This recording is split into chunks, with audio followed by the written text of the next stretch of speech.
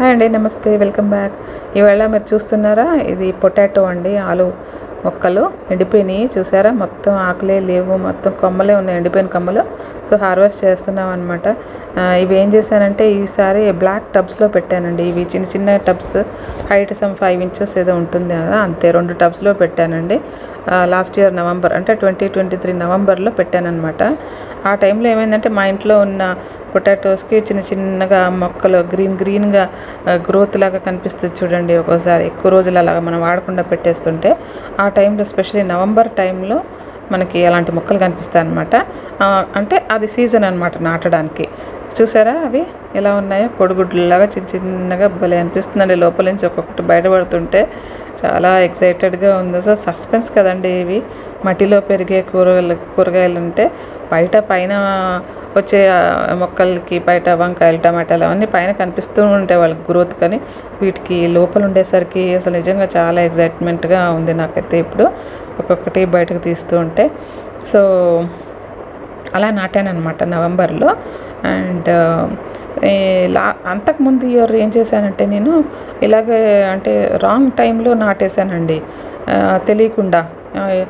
చూద్దాంలే అన్నట్టుగా చాలా ఇదిగా పెట్టాను, కానీ అప్పుడు వర్షాలు బాగా వచ్చినాయి, చెట్లు చాలా బాగా పెరిగాయి. కానీ వాటర్ అక్కడ ఆ ఏరియాలో నిలిచిపోవడం వల్ల వాటర్ లాగింగ్ అయిపోయి అంతా కుళ్ళిపోయిందనమాట. మొత్తం రూట్స్ అంతా చచ్చిపోయాయి చెట్లన్నీ. అందుకని ఈసారి కుండీల్లో పెడదామని పెట్టానండి. కుండీల్లో చాలా బాగా వచ్చింది.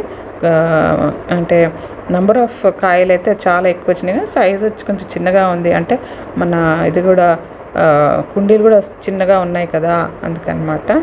సో నెక్స్ట్ టైం పెద్దగా పెట్టి, పెద్ద కుండీలు వెడల్పుది, లోతు ఎక్కువ ఉన్నది పెట్టి ఇంకా మంచి గ్రోత్ వస్తుందని ఆశిస్తున్నాను. చూసారా వెయిట్ ఎంత ఉందో? ఆల్మోస్ట్ 1/2 kg వచ్చాయండి. నేను పెట్టినవి ఒక్కొక్క కుండీలో 4 పెట్టానండి లాస్ట్ టైం అయితే.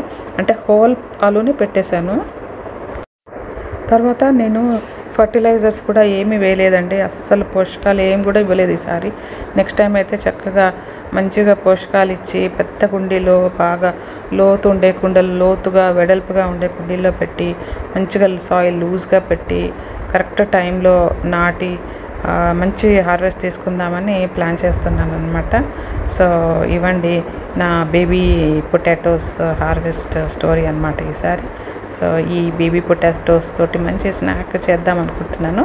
సో అది కూడా రికార్డ్ చేసి పెడతానేమో, చూస్తానండి, వీలైతే పెడతామని. ఓకే అండి, thank you for watching.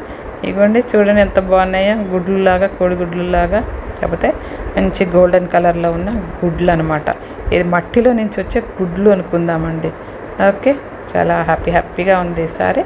Okay అండి, thank you for watching. Bye, take care.